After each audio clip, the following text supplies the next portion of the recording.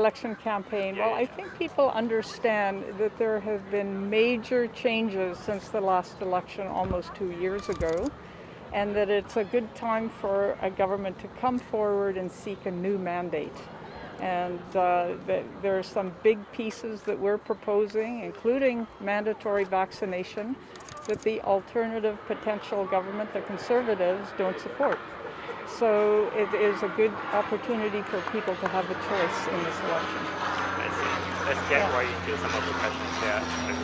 We're gonna, Okay, don't wait for that. yeah. But maybe Sorry. I can ask my question first. Yeah. So housing affordability is definitely one of the big issue in your Yeah, riding. yeah. And Liberal Party promoting 1.4 million plans for doing that, billion plans for doing that. But how does that differentiate with the same promise as the Conservative Party, and how would that help, like the 1.4 million plans for helping the affordability for housing? Well, that's a great question, Jason. And housing and housing availability and affordability is an absolutely crucial issue for people right across Metro Vancouver and now across the country. And so we have been actually working on that for the last 5 years. British Columbia alone has had almost $6 billion investment from the federal government into various forms of housing to keep an adequate supply of low rental housing, to fix long-term housing like co-ops that needed to be repaired, and to build new housing. So we've been doing this. And the contrast is with the Conservatives, who didn't do anything for 10 years in the housing. So what they are offering now is less of new housing, a 30% less housing than we're offering. But it's not just money. We also have reinvested in Canadian Revenue Agency after they had significant cuts under the Conservatives. We brought back $1 billion so that we could have auditors who were checking when houses were sold. Was it actually a personal residence, or does it owe taxes? So we've also tightened up the rules around the data so that the beneficial owner of a home needs to be listed. Whereas before it could be a numbered company and there was some flipping and speculation going on. So we're trying to make sure that housing is for people, for residential, their families' use. One of our new campaign platforms is to prevent investment in housing that is for speculation from foreign buyers for the next 2 years. So there's a whole set of things that we're doing, including a buyer's bill of rights, to make sure that the sales process is fair to the homeowners as well. So we see our commitment is that every Canadian should have a place to call home, and that means the homeless as well as low-income Canadians and Canadians in our communities that want to buy a home. We're making it easier for them to do that with the new registered housing savings program that will provide them with more than $10,000 towards their down payment. Definitely.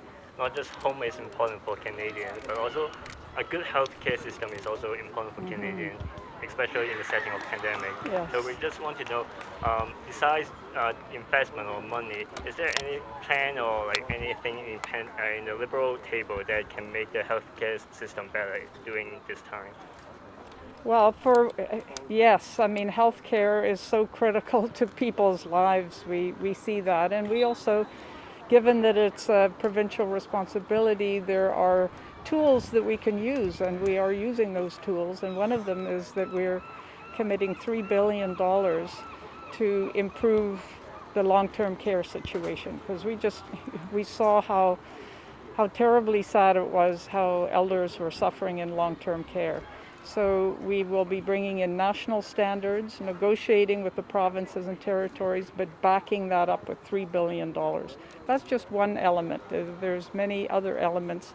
I think Canadians may realize that 80% of all of the money that went to support them including for health and vaccines and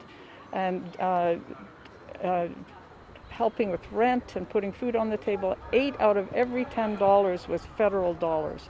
So we have been there 100% for Canadians for their health and for their well-being over the past 2 years, and will continue to be there for them by increasing the time that the economic recovery programs will continue to be available to them.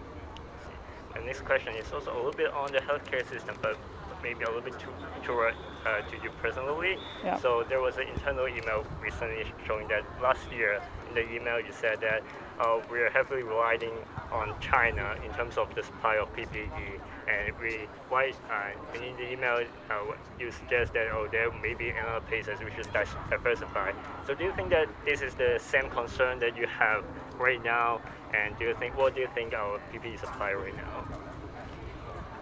So I'm not sure what email you're referring to, but we stepped up immediately when the pandemic came to secure PPE for all the provinces and territories and provide it for free because we didn't think that they had enough supplies in their provincial health units. So vaccinations as well. Very early on, we stepped forward to get a portfolio of vaccines, because a year and a half ago, nobody knew which vaccine would be successfully approved to be used.